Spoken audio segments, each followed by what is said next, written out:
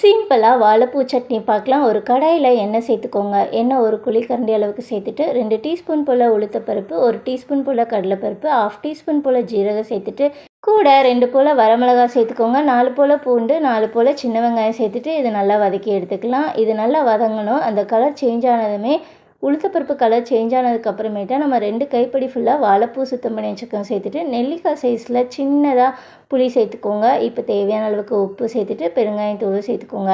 இப்போ ஒரு கைப்பிடி ஃபுல்லாக தேங்காய் சேர்த்துட்டு இது நல்லா வதக்கி எடுத்துக்கோங்க. அதில் உள்ள தண்ணி எல்லாமே வெளியே வரும். அந்த அளவுக்கு நம்ம வதக்கி எடுத்துக்கணும். இப்போ ஒரு கொத்து போல் கருவேப்பிலை சேர்த்துக்கோங்க. சேர்த்துட்டு நல்லா மிக்ஸ் பண்ணிக்கோங்க.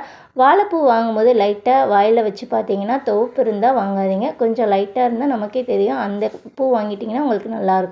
நல்லா நைஸாக அரைச்சிட்டு தண்ணி ஊற்றி இப்போ ஒரு தாளிப்பு கொடுத்துடலாம். எண்ணெய் சேர்த்துட்டு கடுகு, கருவேப்பிலை, அவ்வளோதான். நம்மளோட வாழைப்பூ சட்னி ரெடி ஆயிடுச்சு. கண்டிப்பாக ட்ரை பண்ணி பாருங்கள்.